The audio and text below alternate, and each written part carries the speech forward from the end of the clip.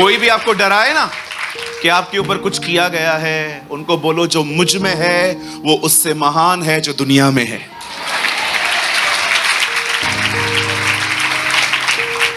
बिल्ली जब रास्ता काटे सबको रोको, पहले तुम जाओ, कुछ नहीं होगा। ओ बिल्ली आई, रुक जा, कोई और जाए, कोई और मरे। आपको ये यकीन नहीं है कि आपका खुदा इन काली बिल्लियों से बहुत महान है? और कोई भी आपसे कभी पूछता है बिल्ली रास्ता काट के गई, इसका मतलब है क्या? बड़े प्यार से बोला करो वो कहां जा रही थी। उस बेचारी को तो पता भी नहीं है, वो तो जानवर है, उसको तो कुछ पता भी नहीं है। वो भी कभी कभी सोचती हो कि पागल हो गए, मुझसे डरते हैं, मैं इनसे डरती हूं। सच्ची कभी कभी बिल्लियां सोचती होंगी कि कितनी इडियट्स हैं ये लोग, मैं जाती हूं रुक जाते। या कभी किसी भी नींबू मिर्ची पे पैर चला जाता है, डरने का नहीं, उसके साथ शादी करने की कोई जरूरत नहीं है। खुदावन उससे बहुत बड़ा है। मेरे पीछे कहिए, मेरा प्रभु मेरी रक्षा करना जानता है। आमेन। The Bible says इज़राइल का रक्षक न कभी सोता है न कभी ऊँघता है। अब हम ऊँघ जाते हैं ना, कभी कभी हम चर्च में बैठे रहते हैं, हम ऊँघते हैं, खुदा कभी नहीं ऊँघता। इसीलिए प्रभु जब भी सोता नहीं है, इसलिए वो कभी ड्रीम्स में नहीं देखता। खुदा कभी ड्रीम्स नहीं देखता क्योंकि वो सोता ही नहीं, ड्रीम्स हम देखते। जब पौल और सिलास ने दुष्ट आत्मा निकाली और व्यापार सब खत्म हो गया उस भाई का, उस अंकल ने पौल और सिलास को जेल में डलवाया। खूब मार खाई उन्होंने, बेते खाई, बेते, पतली रॉड होती है बेते, कभी गूगल करके देखो।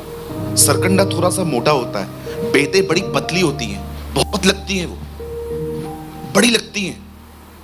अब पौल और सिलास जेल में हैं, आधी रात को प्रभु की आराधना कर रहे हैं, बिल्कुल भाई गौतम की तरह।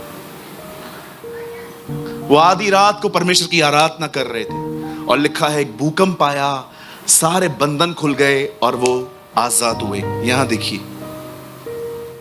हमेशा याद रखें, उन तकलीफों में प्रभु की आराधना करना उनका कोई दबाव नहीं, एक निर्णय था। और देखो ये निर्णय उनके जिंदगी में छुटकारा लेके आया। समटाइम्स आपको अपनी जिंदगी में चुनाव करने पड़ेंगे कि मुझे किस तरफ जाना है। एक तरफ मेरी सारी प्रॉब्लम्स हैं, मेरे पास पैसे नहीं है, मुझे घर चलाना है, मुझे घर की रेंट पे करनी है, मुझे ये देना है, मुझे वो देना है। आप चाहें तो इन सारी प्रॉब्लम्स को लेकर परेशान रह सकते हैं, लेकिन एक और जिंदगी है कि आप इन तरफ न देखकर परमेश्वर को धन्यवाद देके चलेंगे, शुक्रगुजारियां करेंगे, उसकी आराधना करेंगे। Take some decisions, be a decision maker.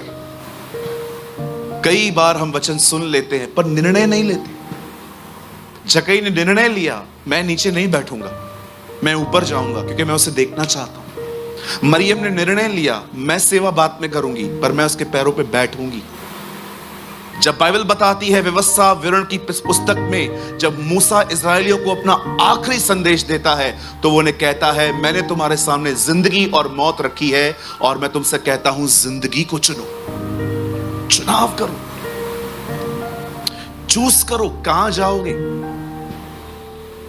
कभी कभी फेथ की प्रीचिंग करने के बाद भी लोग जब मुझसे यहां मिलने आते हैं, ऐसे ऐसे शब्दों का इस्तेमाल करते हैं, मैं कभी कभी सोचता हूं प्रभु ये लोग इधर ही थे।